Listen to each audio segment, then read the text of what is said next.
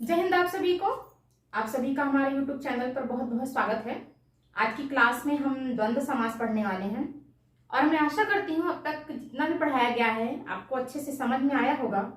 तो वीडियो शुरू करने से पहले हम आपसे आग्रह करना चाहते हैं, अगर आप हमारे चैनल पर नए हैं तो आप हमारे चैनल को सब्सक्राइब कीजिए और अगर आपको हमारा वीडियो पसंद आता है तो लाइक कीजिए, कमेंट कीजिए और शेयर भी कीजिए। तो आज हम द्वंद्व समास पढ़ेंगे जो कि हमारे समास का आखिरी भाग है। इसके बाद हम अलंकार पढ़ेंगे जो कि हिंदी ग्रामर का बहुत ही महत्वपूर्ण पार्ट वो भी है। तो द्वंद्व समास पढ़ते हैं। द्वंद्व समास जो होता है वो बहुब्रीहि समास का उल्टा होता है। हम लोगों ने पढ़ा था पिछली क्लास में कि बहुब्रीहि समास के जो दोनों पद होते हैं वो अप्रधान होते हैं, यानी वो अपने अर्थ को छोड़ करके किसी तीसरे अर्थ के बारे में बताते हैं। पर द्वंद्व समास जो होता है उसके दोनों पद प्रधान होते हैं। तो चलिए देखते हैं।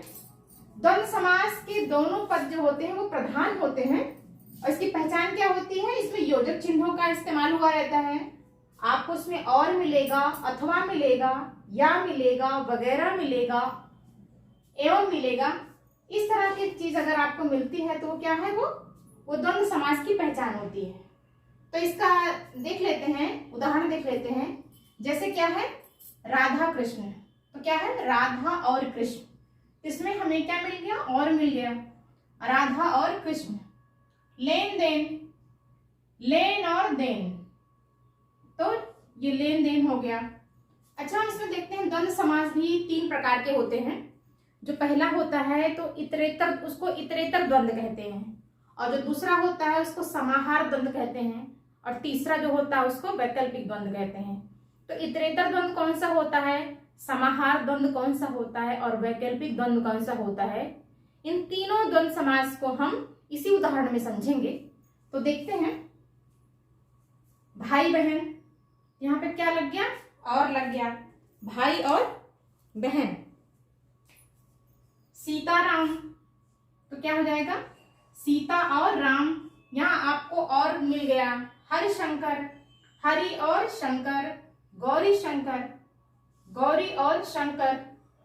दाल भात, दाल और भात, पाप पुण्य, पाप और पुण्य, भला बुरा, भला और बुरा। आपको हर जगह देखिए और का इस्तेमाल हो रहा है, क्योंकि इसकी पहचान क्या द्वंद्व समास की, और जो इसका विग्रह करेंगे तो उसमें और आता है, अथवा आता है, या आता, वगैरह आता है, एवं आता है, या योजक चिन्ह आता है। अगर इस तरह के शब्द अगर आपको मिलते हैं या योजक चिन्ह मिलता है तो वो हमारा द्वंद्व समास के अंतर्गत आता है।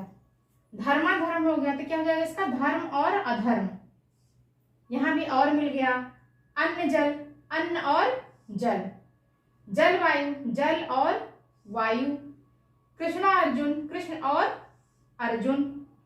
देवासुर, देव और असुर।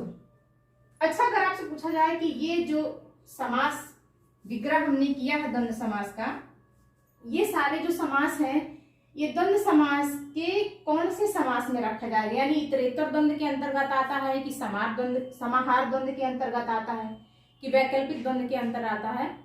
तो ये आता है इतरेतर द्वंद्व के अंतर्गत। किसमें आता है ये इतरेतर द्वंद्व का उदाहरण है। इतरेतर, इतरेतर, इतरेतर द्वंद्व।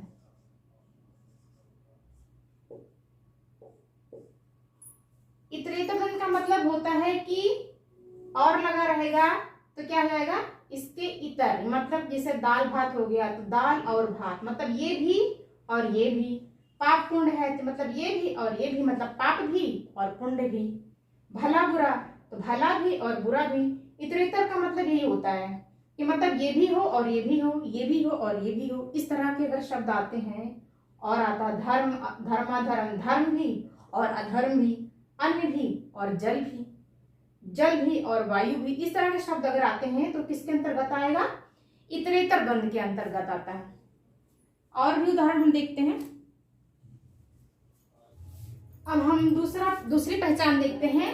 हमने बोला था ना कि योजक चिन्ह जहां आएंगे वहां भी क्या होगा, द्वंद्व समास होगा। तो आपको इन सबके बीच में देखिए योजक चिन्हों का इस्तेमाल दिख रहा है। रुपया, पैसा, तो रुपया और पैसा के बीच में क्या लगा है, योजक चिन्ह लगा है। रुपया, पैसा, वगैरह, तो आपको क्या मिल गया, योजक चिन्ह भी मिल गया और वगैरह भी मिल गया।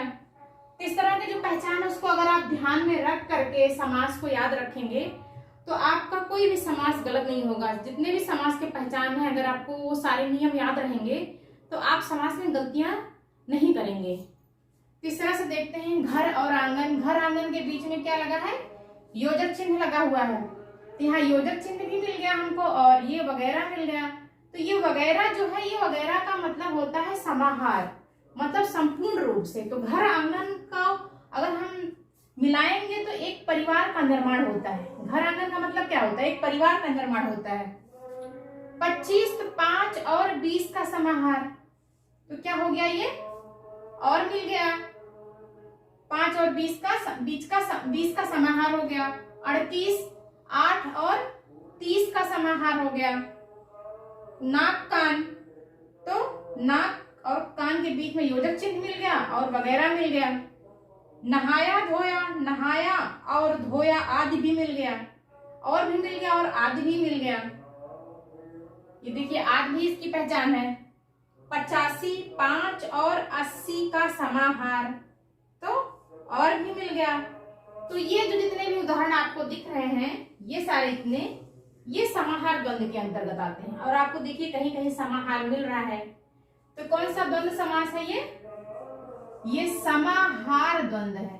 समाहार द्वंद है, क्या है, समाहार द्वंद। इस तरह अगर आपको परीक्षा में पूछा जाए कि कौन सा द्वंद समास है, कि इतरेतर द्वंद है, कि समाहार द्वंद है, कि वैकल्पिक द्वंद है, तो आप उसकी पहचान देखकर ही आप बता सकते हैं कि ये कौन सा समास है। समाहार द्वंद है, कि इतरेतर है, कि वैकल्पिक है। और इस तरह के अगर क्वेश्चन आपको वनडे एग्जाम के लेवल से तो नहीं पूछे जाएंगे, लेकिन जो बड़े एग्जाम हैं जैसे टीजीटी पीजीटी लेवल हो गया, एलटी दे रहे हैं आप, केवीएस दे रहे हैं, तो इस सब एग्जामों में जब डीपली पूछा जाता है तो इस तरह के समास जो है उसमें पूछ लिए जाते हैं। तो आगे देखते हैं सुख और दुख। सुख और दुख में भी हमको योजक चिन्ह मिल जा रहे हैं और यहाँ या मिल जा रहा है। या इसका देखिए यहाँ भी इसकी पहचान क्या है, या है। जीवन मरण, जीवन या मरण। शीतोष्ण, शीत या उष्ण। लाभ हानि, लाभ और हानि के बीच में भी योजक चिन्ह मिल रहा है और या मिल रहा है, इसकी पहचान द्वंद समास हो गया। और उन्नतावनत, तो उन्नत या अवनत, यहाँ या मिल गया जब समाहार विग्रह करेंगे तो। पाप पुण्य, पाप और पुण्य के बीच में क्या मिल गया हमको, योजक चिन्ह मिल गया और इसका विग्रह करेंगे तो या आएगा। धर्माधर्म, तो धर्म या अधर्म। अच्छा, इसमें धर्म या अधर्म भी लिखेंगे तो भी सही होगा, अभी हम पीछे भी पढ़ा चुके हैं। धर्म और अधर्म लिखेंगे तो भी सही होगा। और ये लाभालाभ, लाभ या अलाभ, यहाँ भी या मिल गया। ठंडा गरम, ठंडा या गरम, तो यहाँ भी या मिल गया। ठंडा और गरम भी लिखेंगे तो भी आपका द्वंद्व समास के अंतर्गत आएगा। और ठंडा या गरम लिखेंगे तो भी द्वंद्व समास होगा, और ठंडा और गरम लिखेंगे तो भी द्वंद्व समास होगा। लेकिन अगर रंगों की बात आती है, लाल पीला, तो लाल पीला आपका कर्मधारय समास के अंतर्गत आएगा।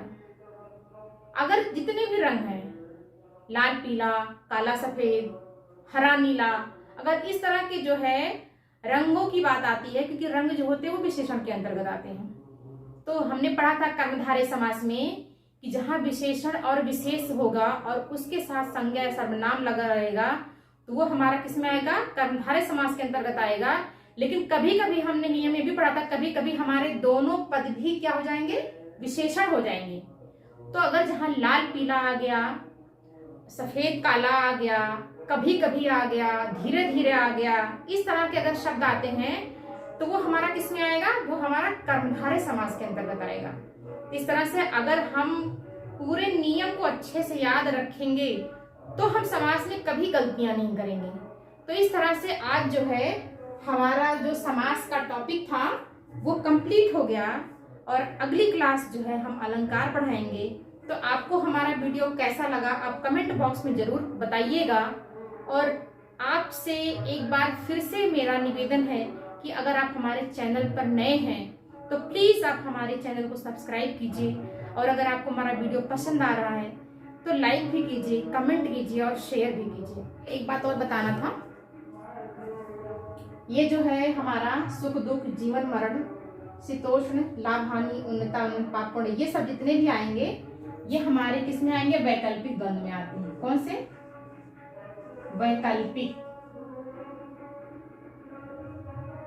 वैकल्पिक द्वंद में आता है। किसमें आता है? वैकल्पिक द्वंद में।